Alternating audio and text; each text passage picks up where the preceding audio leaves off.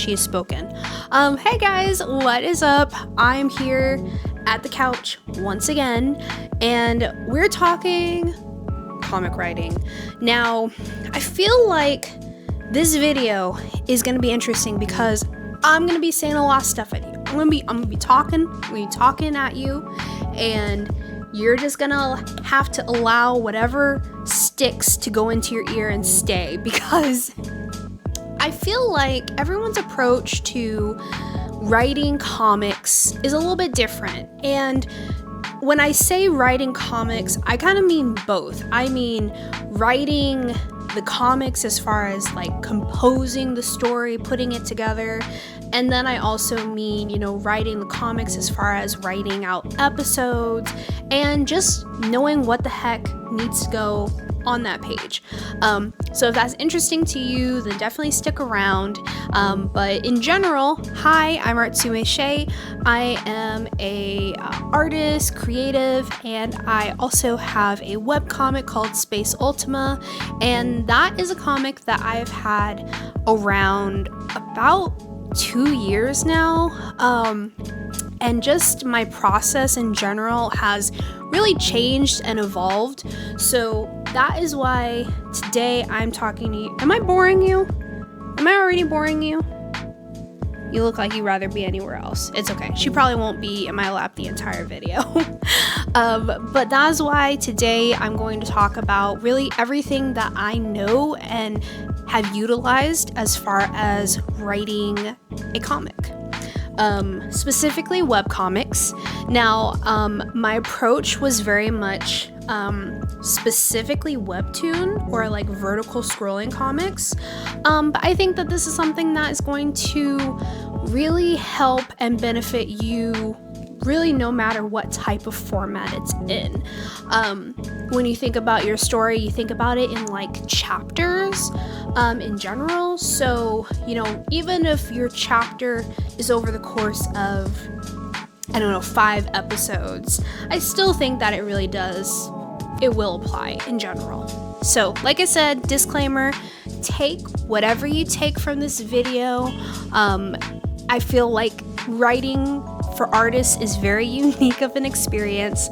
And if that's an experience that is maybe a little frustrating or a little confusing for you, especially if this is maybe your first time creating a comic or writing for a comic, then I hope that this will help and that you take something from it. So if all things comics, all things webcomics is interesting to you, then definitely subscribe to this channel, and also give this video a like, because one like equals one finished chapter of your webcomic. And if you don't like this video, then sorry, your webcomic chapter is not going to get finished and might not get finished ever. But yeah, definitely consider liking the video at any point. Alright, so for me, I kind of coined this as like the zoom in method.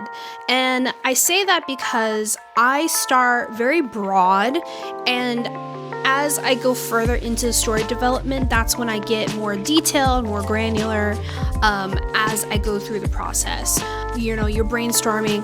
I think it's very important to start out general with big plot points and then move down, because when you first start, you can get so kind of stuck in the weeds that it might feel intimidating before you even get started. So this ordering of steps kind of plays into, this very start out, zoomed out, and then zoom in. So the first thing as far as writing is concerned, and this is the thing that is, in my opinion, it's a pro tip.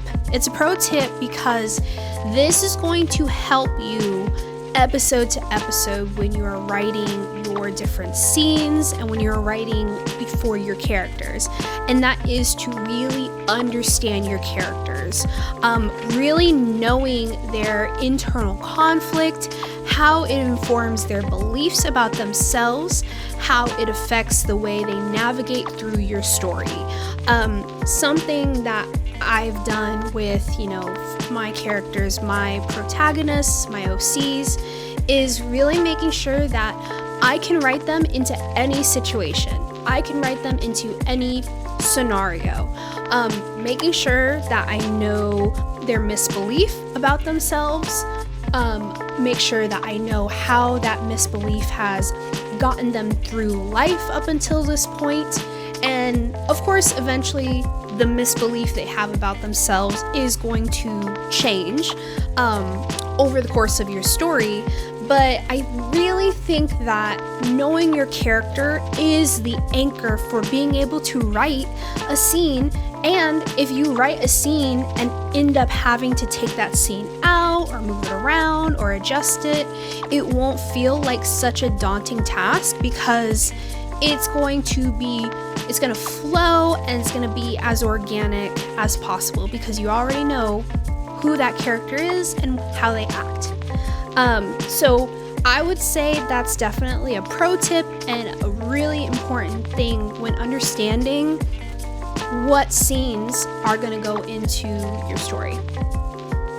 The second thing is writing out a 3-act structure. Now, whether it is a graphic novel, like a one-shot, or whether it is an ongoing series, I think knowing how your story starts, what the midpoint is, and how it ends is very important, because those are the broad destinations, and then what you are writing as you're going along is, how we get from point A to point B, and so on and so forth. Your 3-act structure involves a few things, and I'm gonna just pull it up real quick. If you've ever taken middle school English class, you know exactly what I'm going to be showing you. And like I said, this is a 3-act structure. So this is something that exists on pretty much any story being told. The 3-act structure consists of your beginning, which is Act 1. That is going to be the exposition and the inciting incident, the thing that kicks off this entire story. Then in Act 2, you are going to have a pivotal plot turn. Usually it's going to be like this kind of area goes into the arena of like a catalyst, but it's going to be a plot turn. This could be a major setback that can help propel the story forward again. But of course, this is going to be in your Act 2. So that kicks off the rising action, the midpoint of your story, and then right before Act 3 is going to be another plot turn, maybe another setback that leads to the next rising action that leads to your climax, and then to your I can never say this word. I'm gonna get Google to say it. Denouement. It's a French word. But yeah, pretty much it's just the final part of your plot where things are either explained or resolved. So 3 acts, Act 1, 2, and 3, beginning, middle, and conclusion. And yeah, just like I said, having an idea and understanding of what that is very, very pivotal to being able to write in a forward direction for your story. Alright, so the next thing is having a plot outline. Now, something that I utilize with this kind of like plot mapping is Milanote. Now, this video is not sponsored, but Milanote, if you want to sponsor me, please do, because I've been using your app like crazy recently. But yeah, that'd be great. Anyway, so I'm a very, visual person. So writing like lists and outlines and bullet points, that can only get me so far. Outlines can get me so far. I really sometimes need this visual infographic in order to understand what direction my story is going in. So what I often do is I plot out my story by literally mapping out the major story events and how it coincides with the characters' plot points. Also, using this to map out how the characters' relationships either move them forward or backward throughout the course of the story. And also, these are the destinations, and it's really your job to fill in the character's journey along the way. So yeah, like I'll try to include a visual of this, but like I said, like I kind of like map out, you know, the different major parts of the story, major plot points. And for me, so just to kind of make a more concrete example. So my story is a sci-fi action. Now it's a sci-fi action, but then the B plot is a romance. Now, with a romance, every major mission is going to impact the relationships of my characters. And I don't just mean romantic relationships, it's going to affect the relationships of the crew, their friendships, their bonds. So with every mission of my story gets me closer and closer toward the conclusion. And I kind of coincide each mission and whether it is a success or a failure and what kind of the domino effects are. So basically what I'm trying to say is I kind of use the plot outline to map out the cause and effect. You know, so cause. The team is disjointed and the mission doesn't go as planned. Effect. Because of that, Sophie and Zan's relationship is tested after they had already agreed to listen to one another more. You know, that is kind of like a basic understanding because I already now know the cause being the plot and the effect being the emotional, you know, journey. That already gives me a ton of dialogue and it already gives me a few scenes to understand and to, you know, bring that story and that situation to life. So, like I said, for me, mapping these things out is kind of a iterative and ongoing experience. So it's definitely going to be something that is not going to be concrete, and you are going to have to, you know, amend your story, move things around.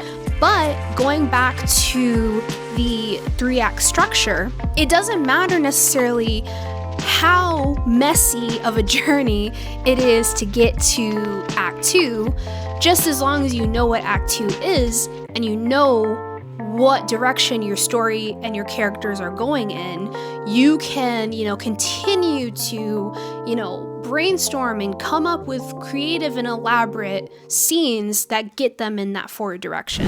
Now, going into more detail, once you have this kind of like outline of scenes, outline of plot points that have to happen, then you can start implementing the 16 story beats. Another thing it's called Save the Cat. And these are the necessary story beats involved in pretty much most modern storytelling. And this is going to inform the organic plot flow of your story. This can also help you organize your ideas into a story progression that makes sense. I have an entire video on this. I have a video where I discuss the specific plot points and story beats, what they involve. I also have an interview with a fellow creator who also utilizes the story beats for her storytelling. And in general, I really think that any story that has a, you know, beginning, middle, and end, no matter how long it goes on for, is, you know, going to really benefit from utilizing these story beats. There are things that before knowing what a catalyst is, everybody knows an example of a movie where, the character sees their father die, and now they have this, desire for justice and reform. That is a catalyst, So I think that this story beat structure does a really good job of helping kind of demystify, certain necessary plot points that are going to happen in your story, and just allows you to organize it in a way that really flows. So, like I said, I have a video about that. I'll leave in the description. Check that out on the channel. But I do utilize this, and even when I utilize the save the cat or story beat structure, I still, have to get a little bit more nitty gritty when it comes down to what my episodes look like. It's at that point for me that I am coming up with an outline. So I'll usually open up a Google document, and at the top header says episode blank, and I am literally mapping out what needs to happen. Once I map out what needs to happen, that's when I really get started with actually typing up a script. But yeah, I will say something that everybody needs. This is another pro tip. Have a scene folder. So what I often see, and I do this myself all the time, I often see a lot of creatives put all of their ideas on paper and just decide, I'm going to make all of these ideas happen. And I really think that when I do that, what ends up happening is I go back in and I, re-edit and revise my story. And then I realize, well, the scene really doesn't go here. And yeah, I came up with the scene while I was, driving home from work, or when I was sitting in a restaurant or a cafe.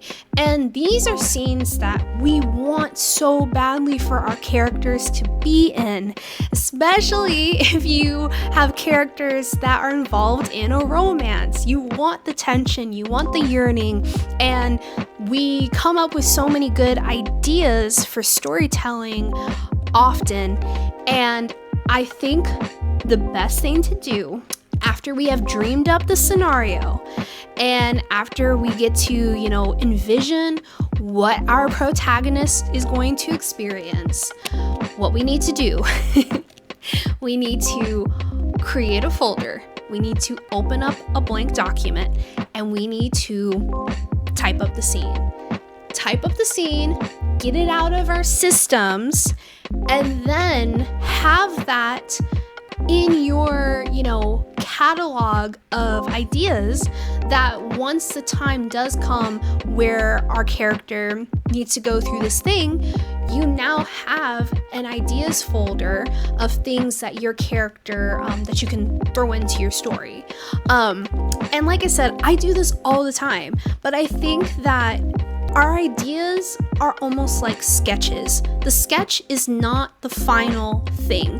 The sketch is an idea, but once we, edit down and we see what does need to happen at this point in the story, then boom, you've got an idea that you can enhance and evolve and, put into the story when it comes time. So yeah, like I said, having an ideas folder is super beneficial and has really helped me, because then once the time comes to put in that super satisfying yearning scene, then it's already written and all I have to do is copy paste it practically. Alright, so the final thing, and it's probably the thing that is the most related to physically writing your story or your webcomic, is how to format your comic script. I'm actually going to grab my dry erase board and show you. Alright, so this is writing comic scripts 101. Okay. Alright. This is going to be probably the easiest way to format your script.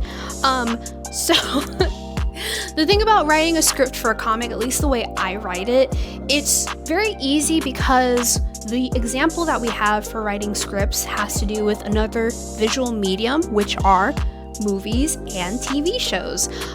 So I feel like the best way to do it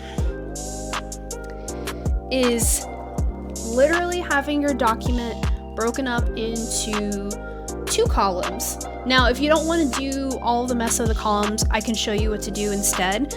But you literally have the first column, which are the visuals, and the second column, which are dialogue and sound effects. So if you are doing, you know, like, let's say you're doing kind of like a vertical scrolling, you know, your webtoons, your tapas, your whatnot, then in this area, so you have panel 1, and then in this box, you have literally the actions that are being done. So it could be, he stood up quickly. So that's a visual, and that is literally, I can be as detailed or as minimal as I want. It's just my way of knowing what the panel is going to show. And then it's the dialogue, and that's literally what the character says and whatnot. And then the sound effect, and that could be like boom or whatever.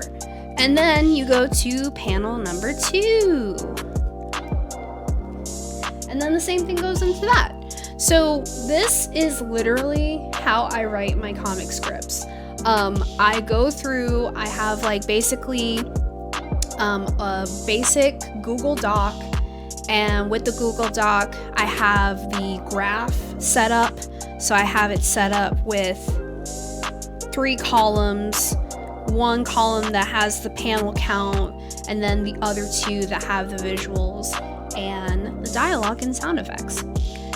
So yeah, that's how I do it. Let's see. If you're doing a traditional, I have nothing to use to clean this off.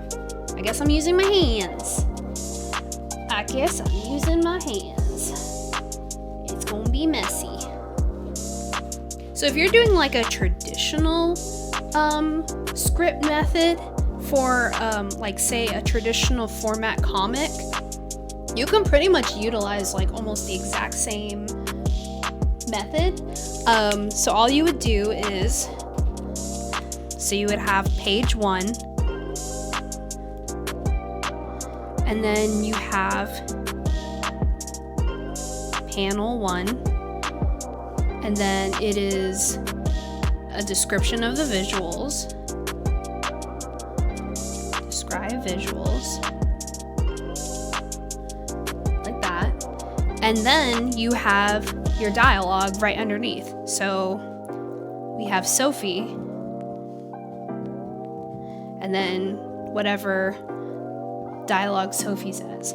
So we're still on page 1. Then we go panel 2, and then we describe the visuals of this panel and what's happening here. And then you have the dialogue that happens after that. And then, you know, however many panels you end up having, you do your panels, and then page 2. And then you just repeat that. So that is, like I said, I really feel like leaning on using kind of like the old school method of writing scripts in general. If you really want to actually write a script, and not just go based off of an outline. Maybe an outline isn't specific enough for you, then that's the method that I like to take. You can also take a third method, which is literally just drawing the page or sketching the outline, sketching the layout, and then writing text or typing text into each panel and kind of visualizing your script that way. Regardless, I think that works too. So you can really combine any one of these methods with a process that works best for you. You know, artists are really great visuals, so I don't see there being, you know, any reason why we can't also be great with visualizing with words. I'm going to link in the description another really great resource that, in my opinion, comes handy with, you know, actually developing your story. It's a free resource, and their Instagram has been such a game changer when it comes to how I approach my characters and, you know, their internal conflict and their flaws and whatnot. And that is a Instagram called The Plottery. So check out The Plottery on Instagram. Like I said, I will add their link to the description so that way you can find them online. A lot of it has been very beneficial with helping me write my comic. So if this video was of any help to you, then please give the video a like. It helps out so much, and it's something that, you know, is completely free. And also, if you want to see more videos on these various topics, then subscribe to the channel so that way you get updates on when those videos go live. But that will be all from me. I hope that this was of some help to you, and I will catch you in the next video. Bye!